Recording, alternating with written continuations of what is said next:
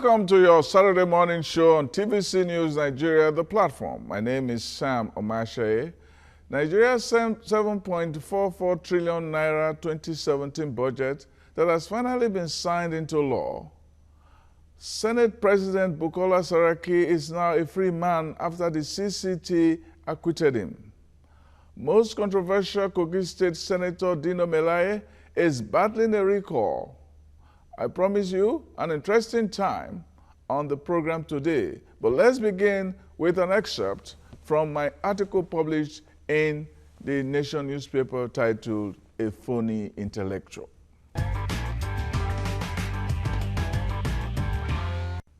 When a man has lived a long life and has attained the age of 80, you don't expect to agree with all he has said or done. His human foibles should not be allowed to overshadow his moments of light. But some indiscretions can stand out though, and may haunt his hoary journey to the end.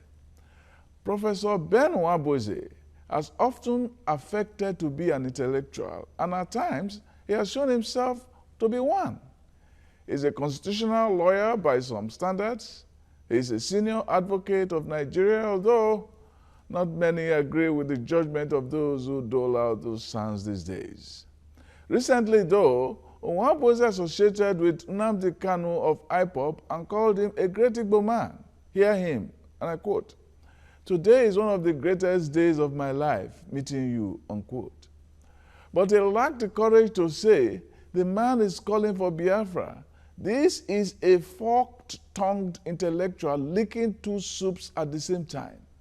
He says the Biafran advocate is not fighting for, quote, secession, but for regional autonomy, unquote. May I ask the learned professor what Biafra means? Did we not fight a war over that? Has Kanu not in many ways and on many platforms called unequivocally for Biafra? Is the professor lost in some sort of octogenarian fancy, the delusion of age?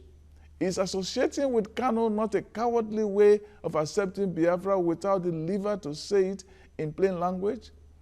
In Jonathan's time, it was cozy with the inept Azikiwe, visiting him at Aso Rock and offering him advice. How many times did he complain when Jonathan accommodated his kinsmen? He did not caution his kinsmen from a pig's embrace of a man who conned the Igbos by giving them elite positions but did nothing concrete in terms of infrastructure and other deliverables of government. This is the way of hypocrisy, not of an intellectual. If intellectualism is about embracing a secessionist, he has made himself a friend of an enemy of our sovereignty. He has led a group called Patriots. He is the least qualified for that position, except he agrees he is not a Nigerian patriot. To embrace Kanu will make him an impostor. Next is the news mention.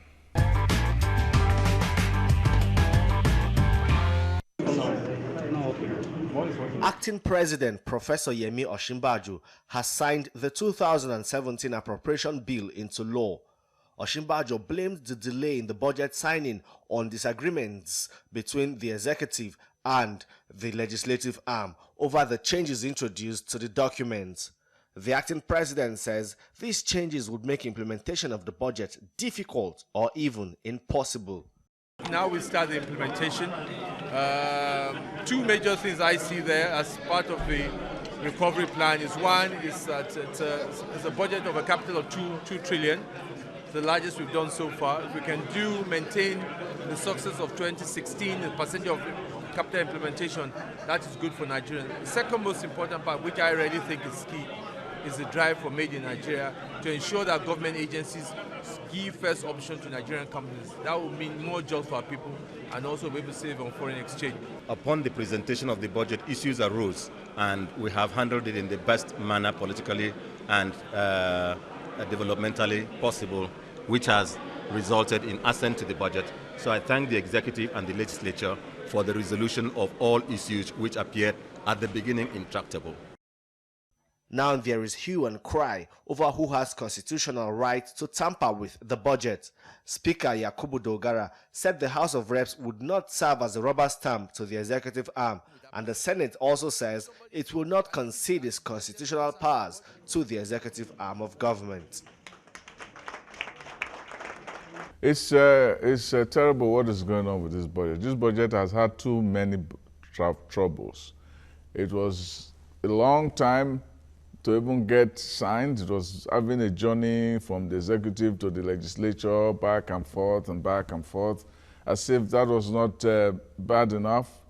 Then there was a controversy where the liaison man between the special advisor to the National Assembly said that Acting President Yemi Osinbajo has no right to sign the budget without the consent of the president, and the president will have to consent to it before the acting president would do that, which was not only stupid, it was a fly in the face of the Constitution. Now the spokesperson to the president now said that the president had given Osinbajo permission. What permission? He is the acting president, for goodness sake. He doesn't need anybody's permission to sign the budget. Senate President Bukola Saraki has heaved a sigh of relief after the Code of Conduct Tribunal discharged and acquitted him over a false assets declaration leveled against him by the EFCC. After 2 years of moving in and out from the exalted Red Chamber of the Senate to the dock of the Code of Conduct Tribunal, Justice Danladi Umar, in his ruling, said the prosecution had failed to successfully prove its allegations. In a quick reaction, the presidency, through the special assistant to the president on prosecution, wondered why the CCT dismissed the weight of overwhelming evidence against Saraki. Could this clearly be a case of corruption fighting back? I'm really shocked with this ruling. And of course, it goes to show and to really put people like us who practice law in a confused state, that do we need to practice law any longer? The judicial arm of the government is very essential and very fundamental to the radicalization of justice in the country. And if we see that section is not performing its duty, woe unto that country. If all those allegations, heavy as they are thrown under the bus, you know that we have justices who shouldn't have passed law school. Danladi Umar is one of them. Because if just, we are not going to substantive analysis, it just came with no case submission. In other words, prima facie, on the face of it, everybody is angry. The thing though is that there is no way that he can get away with the moral justice, even if he has gotten away with the legal justice. Because the moral justice will continue to haunt him about this matter.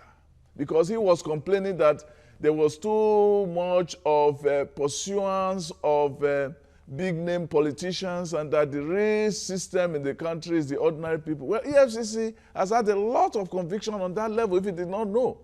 He was only concerned with his own self. Well, time shall tell. I need to inform and educate the public. Senator Dino Melaye is one man that has courted too much controversy. From his lavish lifestyle to his utterances and conduct on the floor of the Senate to his certificate scandal, and now there's an ongoing process to recall him from the Senate.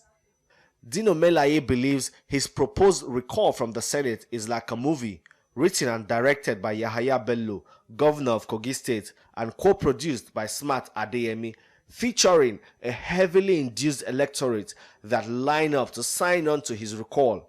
Senator Dino Melaye enjoys the attention under the spotlight, but this one is a clear and present danger to his political career. Dino Melaye is just a character. He's one character playing the buffoon in a huge burlesque drama. What we want to see is that is it possible to sort of find out a way to test this recall thing that is in the Constitution? Let us use Dino Melaye as a guinea pig and see whether it can work. As far as who Dino Melaye is, we all know him to be a clown in our political arena and no more. And we should move on to better things after we are done with the recall, whether it works or not. But it's a test case for a very interesting part of our Constitution. Coming up on the Big Talk is my conversation with retired Colonel Tony Nyiam on issues of federalism and calls for Nigeria's restructuring. I find it very that our ruling elite are so ignorant of the fact that it is the right of anybody, be it Yoruba, Shekiri, my people Boki, to self-determine who they want to coexist with.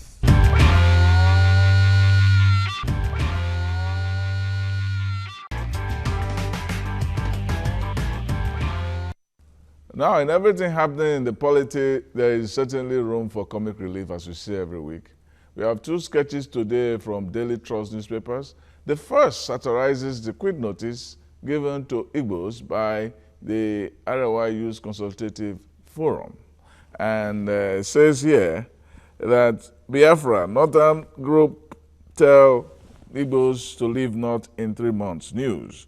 Well, on top we see the Hausa man probably with a mat. This might be exaggerated, you know, living southeast, you know, then you see the banana leaves signifying it.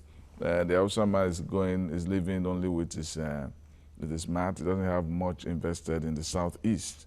But the north, here we see that the Igbo man has to take all his huge investments, his cars, his businesses, his mansions, and so on.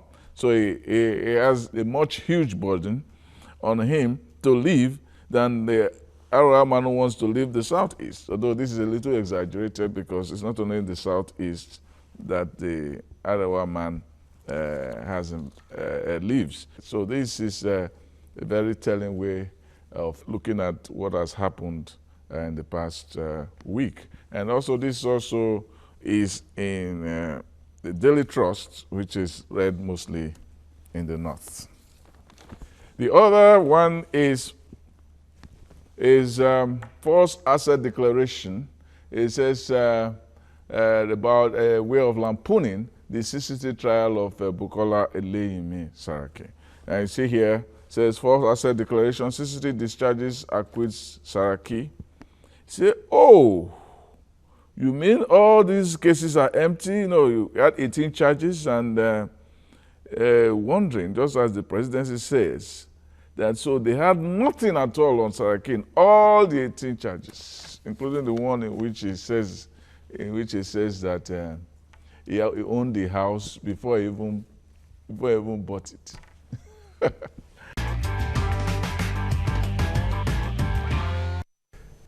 Now, in the mirror, we're looking at Africa and even Nigeria. You know, this call for secession, restructuring, it means that you have to cut your country to different sizes and so on. People make it seem that it is easy. African nations too large to govern. Would Africa benefit from breakups of existing countries? Will the continent begin to witness the much talked about development if its countries are split into smaller units? Because that's what many people are talking about, federalism, federations. So people say, okay, let us cut ourselves to different units according to ethnic groups. Are these the real problem? There are innumerable regions, ethnic groups, religious groups, and clans that feel disenfranchised by the way states are run, the way power is distributed, the way resources are shared, and the way public services are provided. A number of these groups have embraced secession as a solution to their plights, just as we are seeing now with the East and then the tension that it has created. While campaigns for breakups have been on for decades, the outcomes in many cases have yet to make significant difference. They began during the wave of decolonization, a period where questions were raised over the viability of the newly independent states across the continent. We remember the Igbos' attempt to form a Biafran state from Nigeria in the 1960s, causing deaths in millions, and in the Congo, where the Katanga proclaimed breakaway was defeated by United Nations forces. These movements failed, but in 1993, Eritrea managed to escape from Ethiopia after a brutal war of independence. Same also for South Sudan that divorced Sudan in 2011. These successes are well claimed by other movements, especially in current Biafra agitation in Nigeria. But have Eritrea and South Sudan achieved intended objectives of separation? Both were formed to deal with historical problems and provide an acceptable alternative. However, solutions have led to violent border disputes, economic complications, separation legacies, and poor relations with the international community. Though Eritrea is considered a cohesive state, South Sudan is contending with poverty, widespread conflicts, and restiveness. These cases have left a legacy which suggests that separation in Africa is not an easy option. It could be romantic, but it's not easy. Some other countries around the world also want to secede from their government and form their own nation to suit their needs.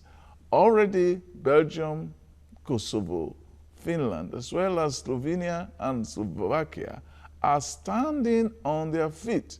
But in the United States, secession is not an option even with its 50 states and 321 million people. They don't believe any state could secede from the Union. Some say secession is a key stepping stone in the future of self-determination and sovereignty, but others say it brings complications and more trouble. We say that African governments must establish national integration projects, ensure good governance, balance interests of opposing groups, and encourage openness to different ideas. Only then will African nations quell the hunger for new political arrangements. For a bit of unusual news, a record-breaking stunt that leaves one hanging at the edge of a seat was performed by an acrobat some 300 feet above Niagara Falls. Erendira Walenda set this record when she hung by her teeth from a helicopter. She wore a tether around her waist in keeping with New York laws that require performers to wear safety harnesses if they are higher than 20 feet in the air. She remained in the air over the cascading falls for about 8 minutes, performing a few flips for fun. Despite strong winds, the 36-year-old lifelong performer described the stunt as, quote, a beautiful and amazing experience, unquote. Walenda's stunt took place on the 5th anniversary of her husband's walk on a tightrope that was suspended above Niagara Falls. Her success also shattered the previous world record of 250 feet held by her husband in 2011. Both of them come from a long line of daredevils and circus performers whose acts and record-setting stunts have astounded the world since the 1940s. So you can say what a stunt has brought together, let no one put asunder. Next is the big talk.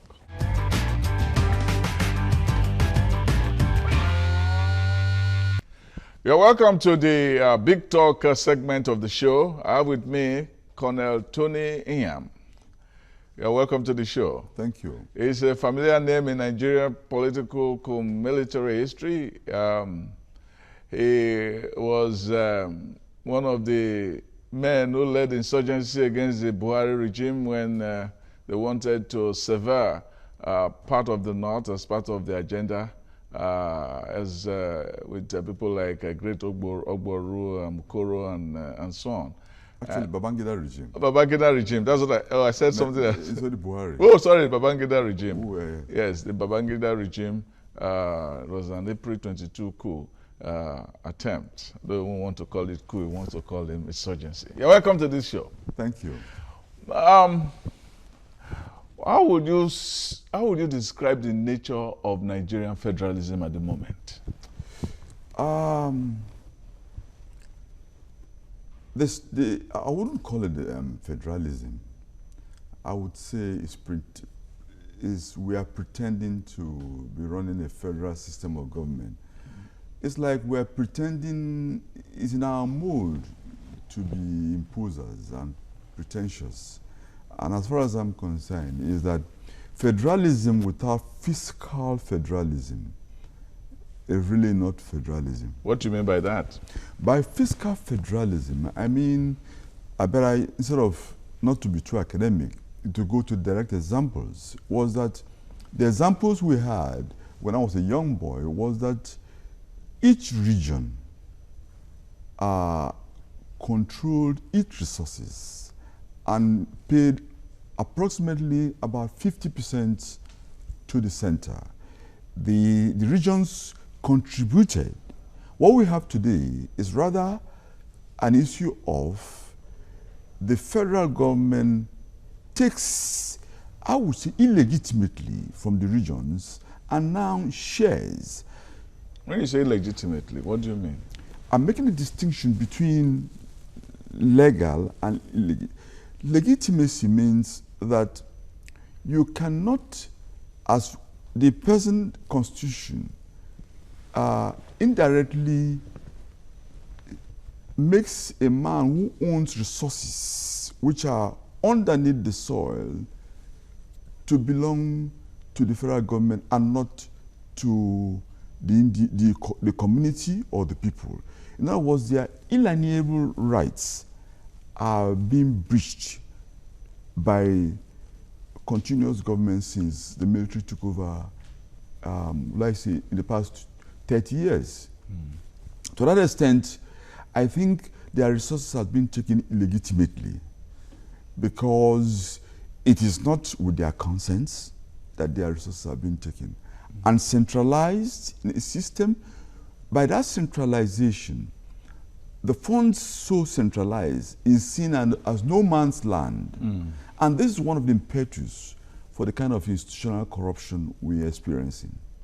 So one of the problems you have identified is the issue of a pretension to fiscal federalism. Indeed. And we don't have real fiscal federalism because the people who generate the wealth are not compensated for generating it. True. And you can say this was not the situation when we were in the regional system and so on. So what went wrong? What went wrong was an experiment which General Gowon, to fight the Civil War, decided to suspend federalism so as to have the resources to fight the war. And that suspension, which was supposed to be a temporal measure, became a permanent measure. And my former colleagues, who in particular, the ones I described as politicians in uniform, took advantage of it to now, since they feared that their king's foes didn't have the resources which you have in the Niger Delta area, the only way to go about it is to legitimately, legally take from. And this is what they did. In fact, you also know, you have the waterland, inland waterways. Yes. You know that even a small river in a small part of Shekiri land or in Ogun, any land that abuts to the water belongs to the federal government. How ridiculous. This came from a tussle because some people want to acquire land in Osborne, here in Lagos. Yes. When there was a deal to acquire land in Osborne, so as to deprive Lagosians, the Lagos state people, to have any control, they decided to make the law that any land close to any river belongs to the federal. This is how ridiculous our federalism has become. And it's not surprising why there are agitations that have even gone to a point of people asking for self-determination. And the idea of self-determination also, we saw that was part of the problem, that the issues that led to the rise of Adakaboro in the Niger Delta region, and so on. Well, we fought a civil war, and it turned out that the civil war, when it is being analyzed, people don't really speak about the role that economics played in that civil war on both sides. That the federal government wanted to make sure that the oil wealth was with the federal government, and Biafra wanted to make sure that the South-South was part of Biafra, and so on. And nobody asked what the people who lived there wanted. Yes. That's just true. But the irony of it is, the likes of Odumegwu Ojukwu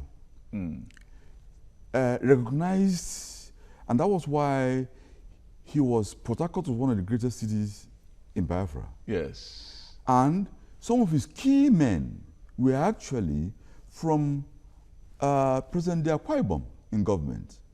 You know, so the Odumegwu Ojukwu himself, and by the way too, I was a young student from the military school when this killings was done in the north. The pogrom. The pogrom.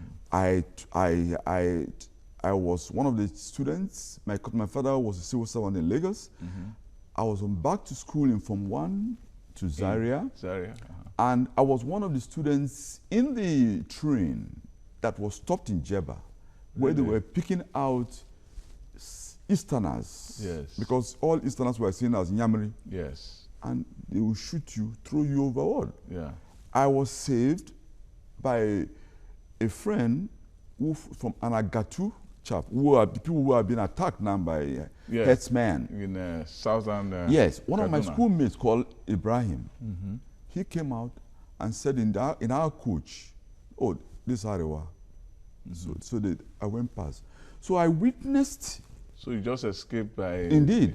And ongoing... So this indicated that just as I indicated in my book, yes, that the pogrom, although was targeted at the Igbos, was actually targeted at anybody who was not Yoruba and who was not... Truly, if you were if you were Robo, if you were Efik, if you were Do, you were... Especially if you were light complexion. And then you looked at Nyamiri, you were dealt with. My dad had that kind of close That's it. In Lagos. That's it. Yes. So did my dad too. Yeah. The whole thing was, when I went back to Zaria, and in fact, luckily, David Mark, former Senate President, mentioned it during the burial of our principal, a great man, General Ogundeko, who died in Jebumushi. We all went there. And David Mark mentioned Ogundeko stood that he'd rather be killed than any of his students to be killed. And I was one of them. And this was the courage of General Ogundeko. He stood and he used his linking with the ex-military school boys and said, look, you cannot allow this happen to your former school boys. That was why, if you watch, there was no killings in Zaria Depot and military school.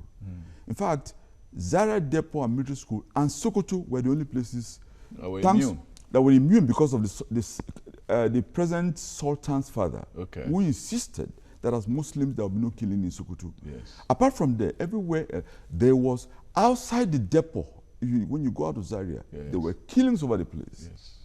There is an attitude we have, which I find a high level of and prevalence of ignorance on the question of human rights. Since 13 September 2007, the UN came up with the Declaration of the Rights of Indigenous People. And that's why Kanu is very calculated in describing himself, the group, as indigenous peoples of Biafra. Indigenous as distinct from settlers. So, and really, it is right. I find it very that our ruling elite are so ignorant of the fact that it is the right of anybody, be it Yoruba, Shekiri, my people Boki, to self-determine who they want to coexist with. It is not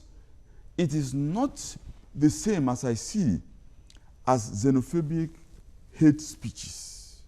But that is also part of Kanu's repertoire. True, Yes. true. What I'm saying is that everybody has a right to seek for how he wants to be governed, and the UN declaration says, especially in Articles 3 and 4 and 5. Yes.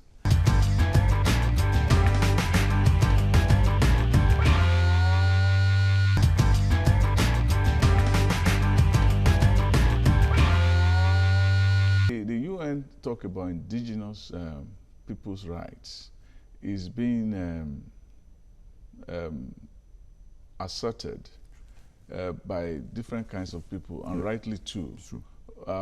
But that right is usually to those people who have been beleaguered, like the indigenous people in the U.S. and the Indians in U.S. and some people in Europe who are indigenous people who have been actually virtually wiped out, even in Turkey, today's Turkey, in New Zealand, Australia, and so on.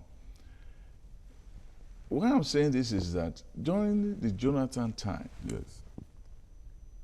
when there was a lot of cohabiting between the Igbos and the Jonathan administration, the call for Biafra was mooted. In fact, there were stories about corruption because of some of them looking for parts of the pie in the Jonathan administration. It turned out that some people saw it as an opportunity to make themselves happy in the pocket.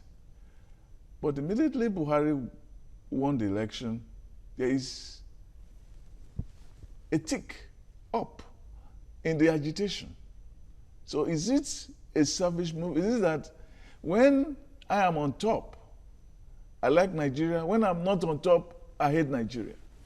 I have my second home in Scotland. I'm trying to make a clarification that the indigenous people are not specific to that group of indigenous. Yeah.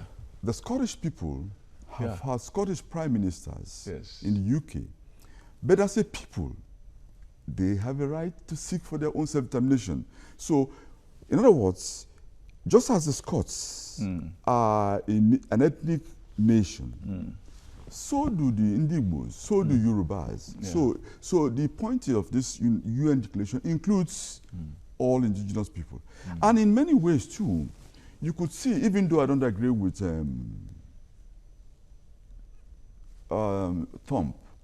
Trump. Oh, Donald Trump. Donald Trump. Yeah. In many ways, it is an echo of. He's also trying to fight for the indigenous people who we describe as the Aryan race. That's the whites. That's it. He's saying that foreigners are coming and they're taking over my land. When I was in the US, I used to see some whites who were saying, this is not our country. Sure. This is not our country. When they come to the cities, they say, I don't like my country. You want to read if you want to see the real America, you go to the rural areas. In other words, that's a code name for whites. True. So the same way, in other words, so just to show that the indigenous really applies. And it's in fact, it's about rights. It's about what you want. That's it. And whether you get it. If you don't get it, you assert it. If you get it, you are quiet. That's it. There's a certain injustice and lack of fairness, even about the core and definition of indigenous. That's it. So I'm happy that it's much more broad. Yes. Now, on the other point is this. When I go to the UK, the Kanu's group started long before even Jonathan's government. There were already radio stations and network in the UK where they were already talking about indigenous people. It wasn't in No. They didn't start now. Yeah, they didn't start. But they didn't get traction. Right. Until Buhari. That's what I'm saying. Certainly. Yes. But I must say, General Buhari didn't help himself in that his inner cabinet was very sectional. The most very lopsided. The most sectional. Very irresponsibly so. Indeed, the most sectional. And I must say, it's unlike General Muhammad Buhari I know. So the when fault, you were in the army? When I was in the army, it was unlike him. How was he? Oh, let me finish. I'll come back to that. I think I blame the fault exactly on the likes of people Dr. Junaidu Muhammadu has been blaming. I blame the likes of his uncle, Maman Daura. He is one of the people who has been misleading Muhammad Buhari.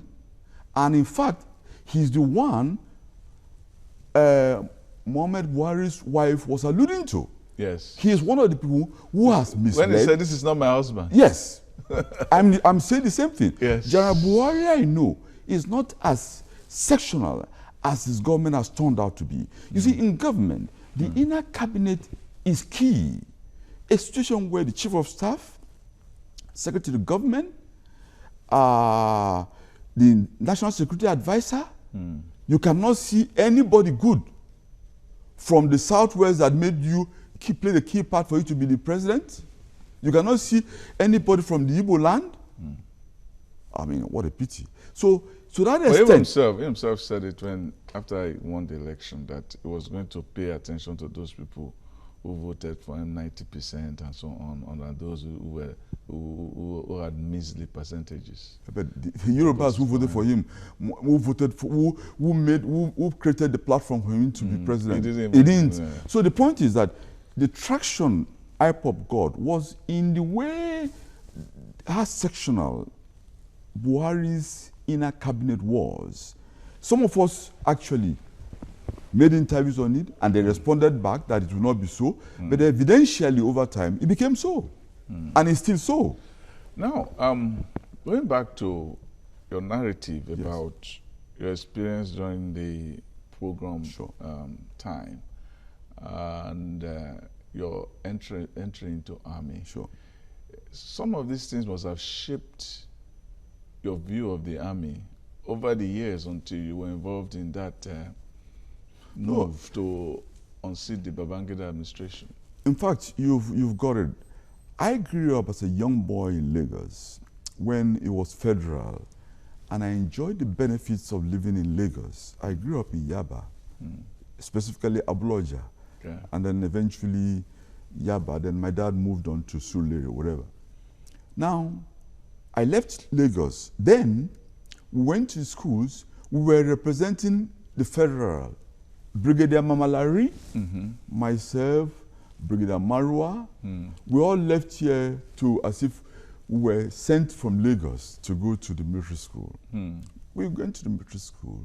Coming from Lagos, we were the pace setters. You know, students in terms of people look up to those who come from Lagos. We were all that. We all grew up in the military. The first thing I reacted, and this is why I can't speak Hausa, but I understand Hausa. I deliberately refused to learn Hausa because in the military, if you couldn't speak Hausa, you were considered. So I asked myself as a young boy that this is not an Hausa army, it is a Nigerian army. And I will not. So they used to call me. That's what Debo Bashon wrote in his book. Good. No, I experienced it.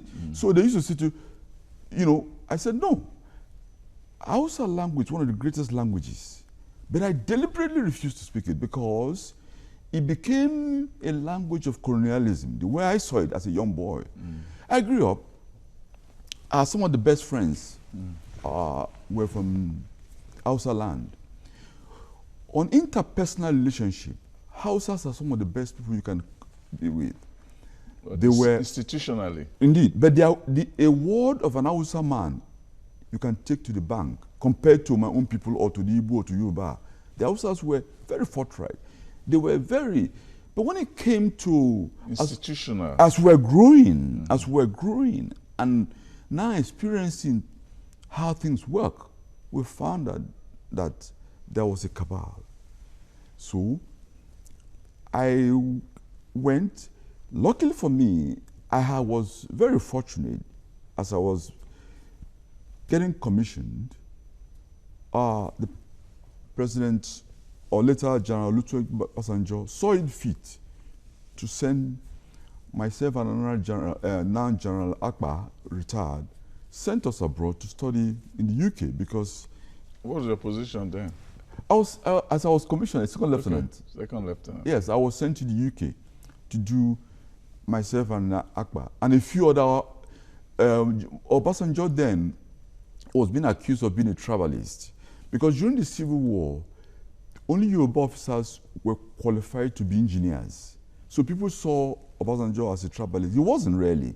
So when he saw other qualified people from who were the Igbos were not around, who were qualified, he actually gave us much more opportunity than myself, General Ango, who was one-time controller of customs. Yes.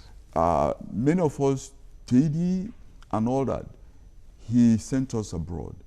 And so I went abroad, came back, and fortunately when I came back to the country, the know-how I had, I came back and saw a young, vibrant leadership in the military, which was spearheaded by the likes of General Babangida. General Babangida was a man who respected if you had knowledge.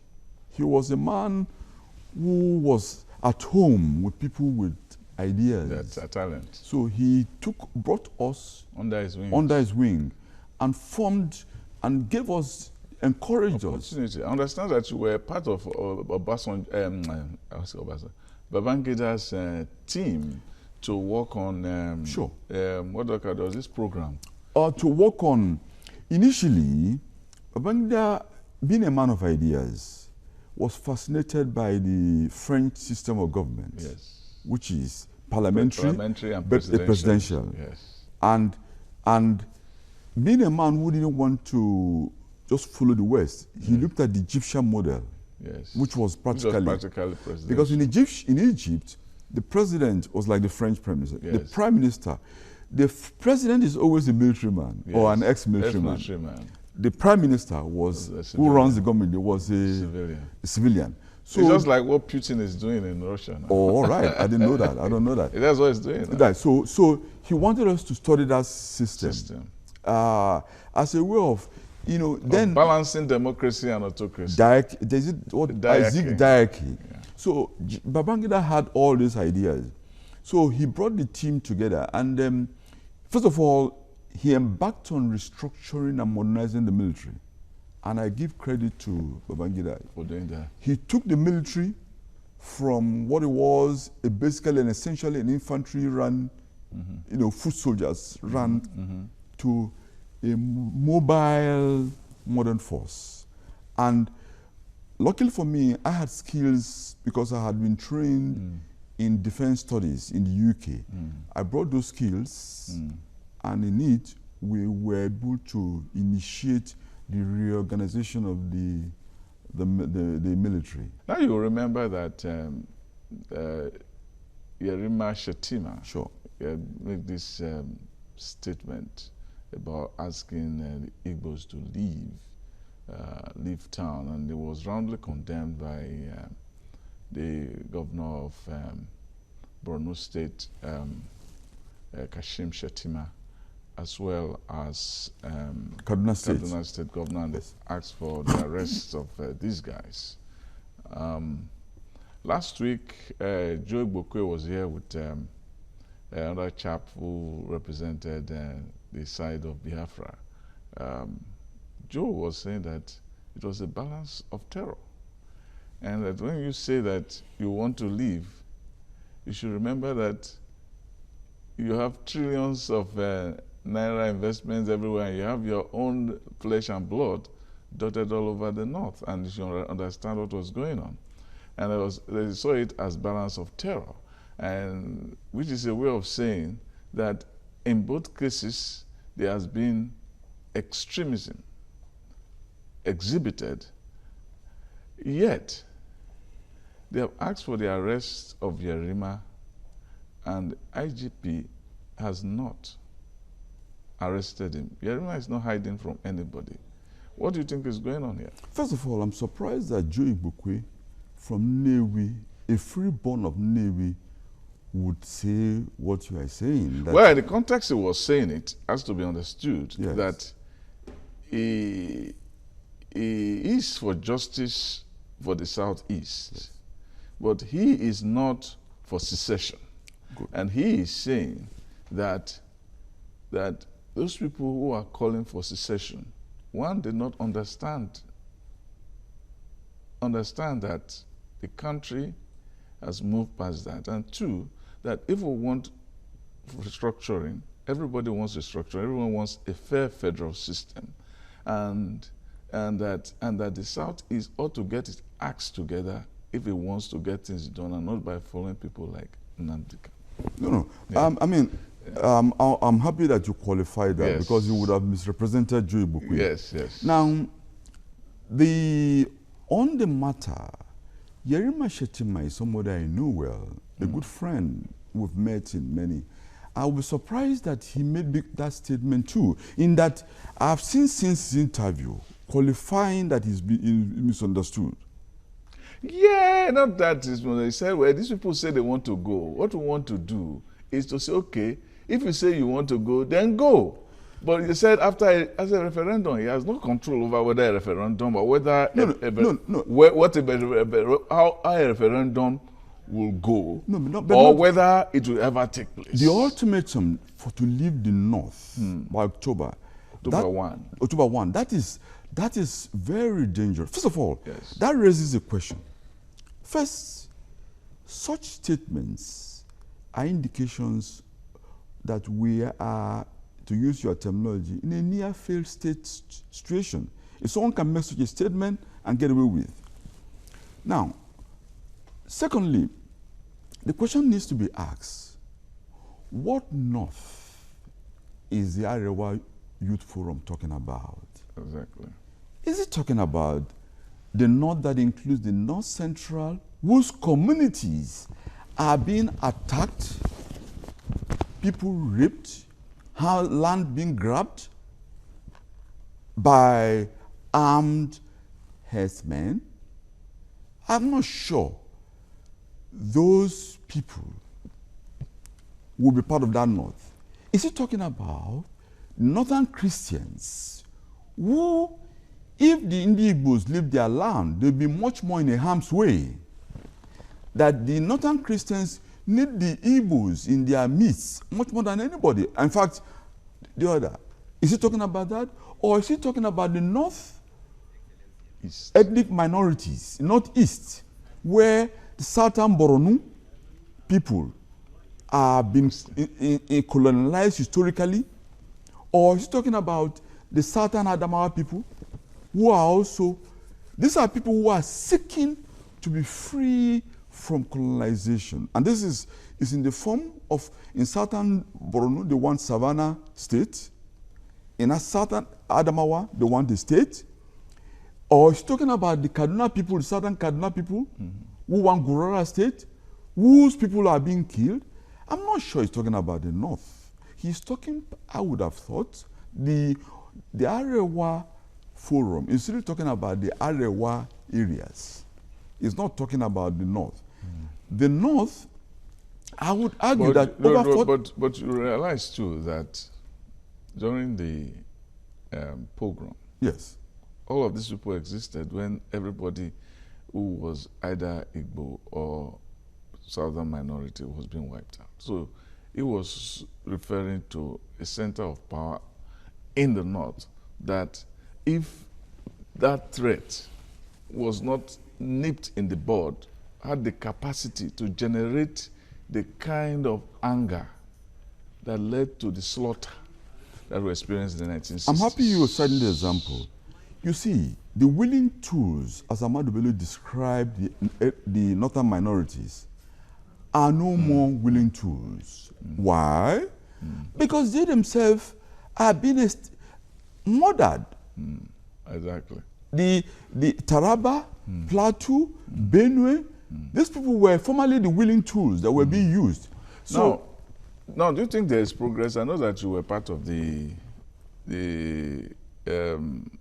2014 group for the national conference. True.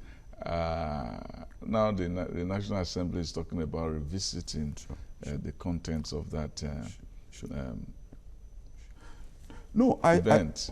Where do you stand? Do you think that those things can work? Honestly, Sam, it's most welcoming that the Senate is asked for the confab report to be brought and for a discussion to be had. I think the underlying point, let's move from what is at stake. The Nigerian nation states, the structure is faulty and is failing. And that's why, if it's not remedied, we will become a failed state. We cannot run away from restoring Nigeria to federalism as we had prior to 1966. So, any step towards that is welcome. And this is why I even feel that what should be our priority now, it is not regime change, talking about 2019 or whatever. For any people who are wise, what we need is a system change. Systems are so important. If we have a proper system, or if we go back to the proper system, things will work. You can see the power. How do you define a proper system? Because the issue of federalism and restructuring sometimes makes it look like it is a 1 + 1 = 2 problem. I remember giving a talk at the University of Ibadan sometime last year, and the student just said, "So do you mean if there is restructuring today, we agree to restructure this country, then our problems are solved?" Can I say, I would refer those students, and I'm happy you see the University of Ibadan? Yeah. Good. That they should read Awo's books. Awo had predicted in his writings that once you temper with federalism, as he's been tempered with, we may end up like Yugoslavia has ended. Good question. Now, 2, the issue is, I don't believe in this terminology restructuring. The British, as bad as they were, recognized that for a multi-ethnic people like we are, that federalism is the way out. Yeah. Now, the fact that people who are oligarchs... And they did it gradually. Yes, who are oligarchs, who want to deceive us, we cannot run away from federalism. So when you ask me the question, what's the proper system? The proper system is, look at America, how things are working out. People at times talk of powerful leadership. Trump came as a powerful leader. He can't move because the system has held him down. So system is very important. What are systems? Systems is where you have interdependent workings, output, input. It's a system where values and the rule of law work together. That's it. But sometimes we can have rule of law and where a judge can come out and rule even against justice. And then it's against values. So we need to have justice. Yes. We have to have rule of law. That's it. Then federalism can work. No. A good example over the years, as I always use the example of India and Pakistan. Yeah. Pakistan went the strong way, which Nigeria at times recurrently goes to. India kept on to democracy. Yes. There's corruption in India. A lot of it. But things are working better. I think it's one of the fifth, like the 6th or 7th. It's not the G8 yet, but it's close. Yeah, it's close. Yeah. Now, they're growing. They're the 5th largest military in the world. That's it, and one of the best. Now, what I'm trying to say is that we need to allow democracy to work. And for democracy to work in Nigeria, you have to allow the federal system to work. Without going democracy alone, or the so-called democracy without federalism, becomes a contradiction in Nigerian setting. Thank you very much. Thank you. We have had here for our big talk today, Colonel Nyiam. You're really welcome here for giving us something of your own experience in Nigeria military and also in Nigerian history as a player in critical parts of our country. You're welcome. Thank you very much, Sam. Okay. Thank you for being a part of the show today. Join me next week, though, for another edition of the program. And until then, be good.